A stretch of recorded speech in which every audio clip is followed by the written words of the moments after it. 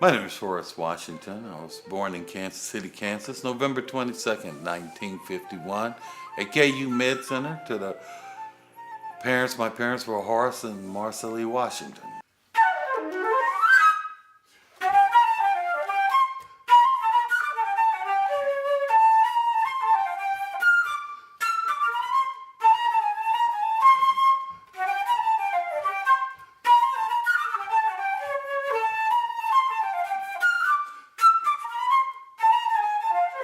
I decided to play music when I was in the 6th grade, transitioning to the 7th grade.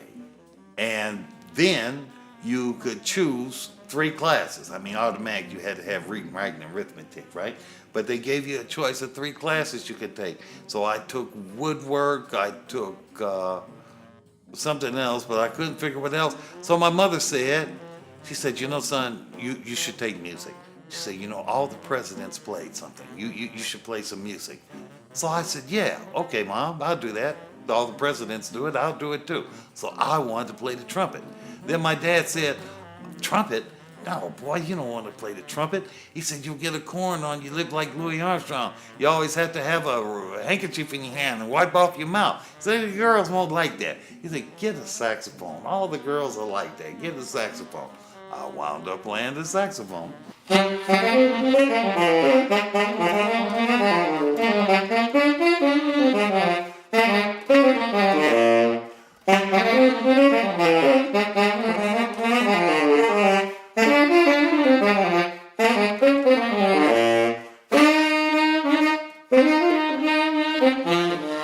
In my household, there was music. My mother loved the blues. She was steeped in the blues, and my dad liked really highbrow jazz. So, you know, they didn't ever listen to music together. So when my mother was around, it was blues, and when Dad was home, it was jazz of all sorts, you know.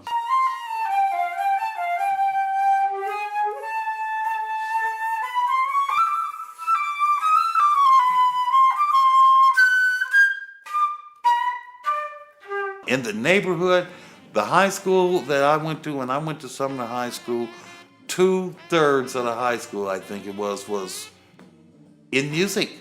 So everybody played, and they played very well, very, very well.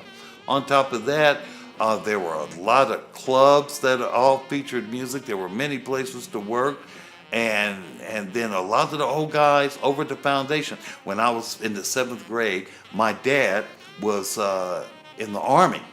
Both of my parents are veterans, and my dad was in Italy with a lot of the musicians that were later on at the Musicians Union. It was the union in those days, Local 627. And Dad took me over there and introduced me to those guys. And I remember Baby Lovett and just all kind of people hanging out in there. So it was music galore everywhere. There never was a lack of music in my life.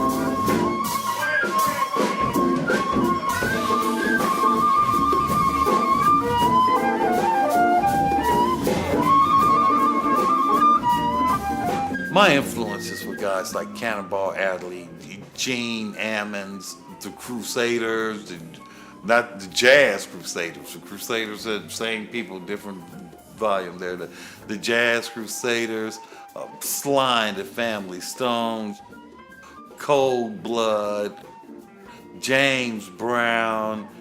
I just had an awful lot of people that influenced me in music and actually influenced me in the Kansas City style, which the true Kansas City style consists of two things: a dance beat, an extemporaneous melody.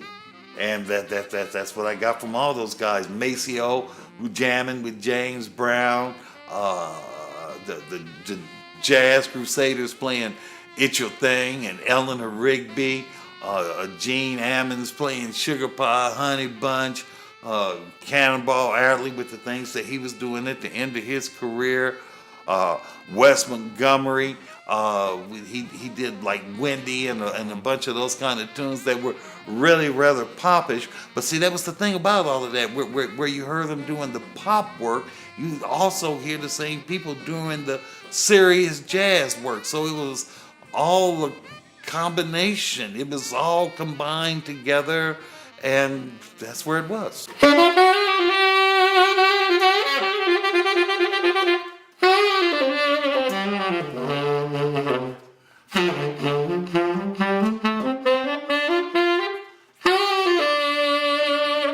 You know, I don't like to think of myself as solely a jazz musician. I like to think of myself as a musician.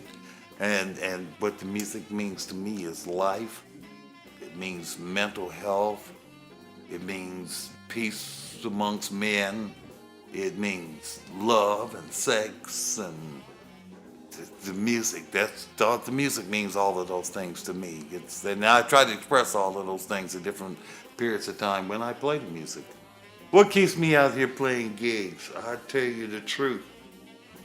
I'm basically lazy.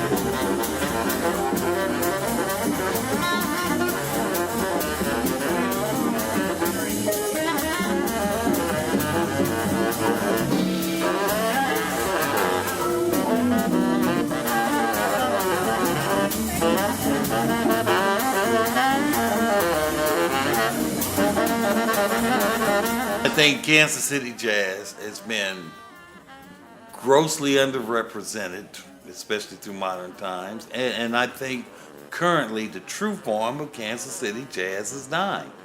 It's the beat. It's about the dance. It's about the melody describing the dance is what Kansas City Jazz is.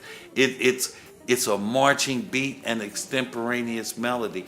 And we're kind of getting away from those things.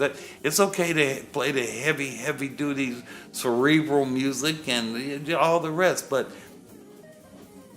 it's a marching beat and extemporaneous melody.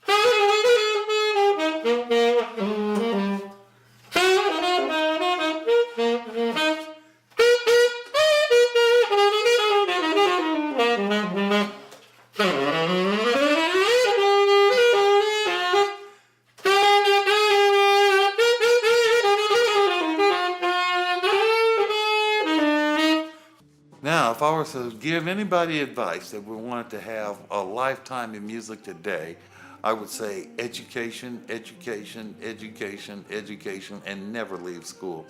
Because everything changes and the skills, you need multiple skills to hang around. You need to wear more than a hat. Everybody should have 2, 3 hats. So what I would recommend to a young player is education, education, education. Not to have something to fall back on, but to keep you in the industry.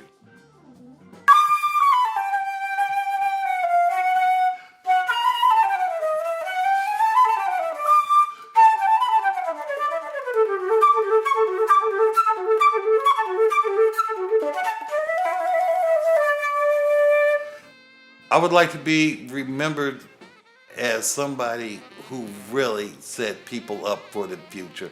I would like for there to be people that could say, yeah, Horace Washington boosted me off. And the more of those that are out there that can say, I knew Horace and he gave me a break, that's how I want to be. I mean, I'm not going to go down in history as John Coltrane or nothing like that. I mean, it's a little even late in the game to even think about that. But I would like to be known as somebody that other people could step on my back and get a boost off of. That's how I'd like to be remembered. That guy helped me out.